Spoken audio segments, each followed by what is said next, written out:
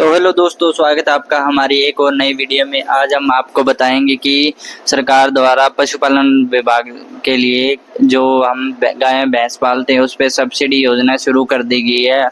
वो अभी आप तक आपने फार्म नहीं भरा तो आज हम आपको लाइव वो फार्म भर के दिखाएंगे जिसमें आपके किसी प्रकार की कोई गलती नहीं होगी। तो बने रहिए हमारे वीडियो। अभी तक आपने लाइक एंड सब्सक्राइब नहीं किया है तो लाइक एंड सब्सक्राइब कर दें ताकि हमारी आने वाली हर एक वीडियो की जानकारी आपको टाइम टू टाइम मिलती रहे। सबसे पहले आपने गूगल पर सर्च करना है सरल हरियाणा। सरल हरियाणा जैसे सर्च करेंगे तो आपके सामने कुछ इस प्रकार का इंटरफेस आएगा।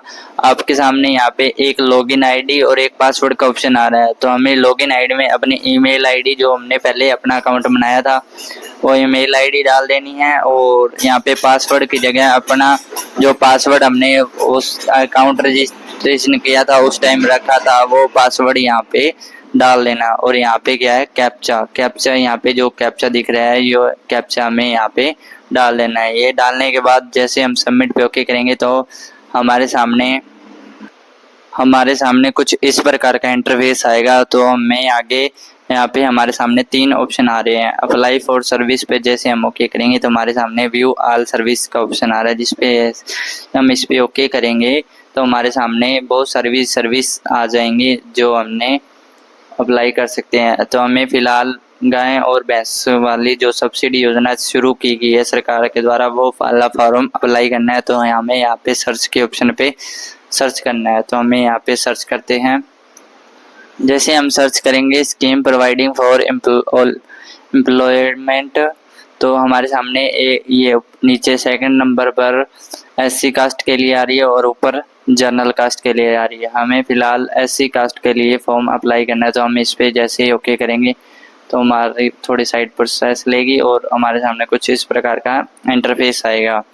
हमें यहाँ पे पूछा गया मेरे पास फैमिली आईडी है तो यहाँ पे यस कर देना है और नहीं है तो आई फॉरगेट पे ओके कर देना है।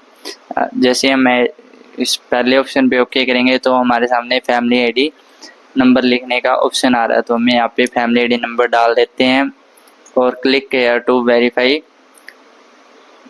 पर ओके करते हैं। तो हमारे सामने कुछ इस प्रकार का हमारे सामने कुछ इस प्रकार का इंटरफेस आता है। यहाँ पे सदस्य जिसके नाम पे हमने ये फॉर्म भरना है यहाँ पे प्लीज सेलेक्ट पे जैसे हम ओके करेंगे और सेंड OTP पर ओके करें तो हमारे पास OTP चला जाएगा। OTP वेरीफाई करने के बाद हमारे सामने कुछ इस प्रकार का डाटा आएगा। तो हमें यहाँ पे फ़ोटो अब अपनी जिसके नाम पे ये फॉर्म भर रहे हैं उसकी हमें यहाँ पे फ़ोटो अपलोड करनी पड़ेगी। तो चलिए हम यहाँ पे उसकी फ़ोटो अपलोड कर देते हैं। उसके पहले यहाँ पे ये हमें लोन किस स्कीम पे लेना है तो हमें यहाँ पे अपने अकॉर्डिंग जो 2 भैंसों पे लोन लेना है या 3 भैंसों पे लोन लेना है वो हम अपने अकॉर्डिंग चूज़ कर लेंगे। या हमें बकरी पे लोन लेना है, भेड़ पे लोन लेना है तो हम यहाँ पे ऑप्शन चूज़ कर सकते हैं। तो हम फ़िलहाल 2 एनिमल्स के लिए अप्लाई कर रहे हैं तो उस पर हम यहाँ पे ओके कर देंगे और आगे हमें यहाँ पे फ़ोटो अपलोड कर देंगे। फ़ोटो अपलोड करने के बाद थोड़ा नीचे स्क्रॉल करने के बाद हमारे सामने ये एक ऑप्शन आ रहा है। हमें अपनी अकॉर्डिंग अपनी डिस्ट्रिक्ट चूज़ कर लेनी है और उसके बाद हमें यहाँ पे अपने अकॉर्डिंग यहाँ पे जो हमारी तहसील लगती है उसे चूज़ कर लेना है। और उसके बाद हमें क्या है हमारे जो पशु चिकित्सालय जैसे कि हमारे जो गवर्नमेंट भैंसों का हॉस्पिटल है उसको चूज़ कर लेना है। चूज़ करने के बाद हमारे सामने हमारी बैंक डिटेल आ रही है। हमें यहाँ पे क्या है जो हमारा बैंक में नाम है उसे सिलेक्ट कर लेना है। और आगे हमसे पूछे गए हैं कि क्या पशुओं के रखने के लिए शेड उपलब्ध है, अगर है तो यस कर दें नहीं तो नो कर रहने दो। और आगे पूछा गया प्रशिक्षण डेयरी का विवरण, यदि हाँ तो फोटोकॉपी संग्रहण के। यदि आपके पास कोई ट्रेनिंग का सर्टिफिकेट है तो यस कर दें, नहीं है तो नो कर दें।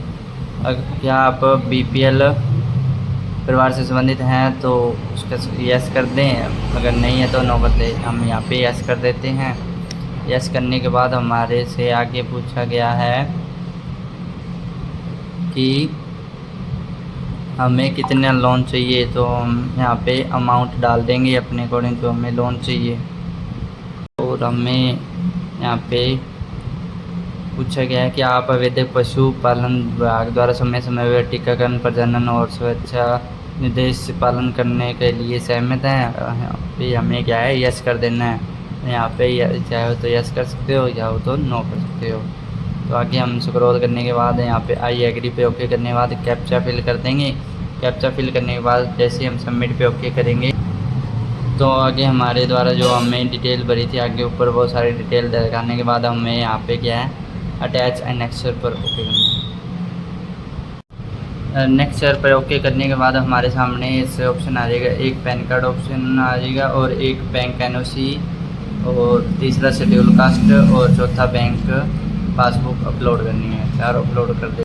जैसे ही हम बैंक पासबुक, जाति प्रमाण पत्र और बैंक एनओसी और पैन कार्ड अपलोड करेंगे और उसके बाद सेम एंड नेक्स्ट पे ओके करेंगे तो हमारे सामने ऐसा इंटरफेस आएगा और हमारा फॉर्म सबमिट हो जाएगा और हमारे सामने ऐसी उस फॉर्म की स्लिप निकलेगी। इस स्लिप को हमने क्या प्रिंट करके अपने पास रख लेना है।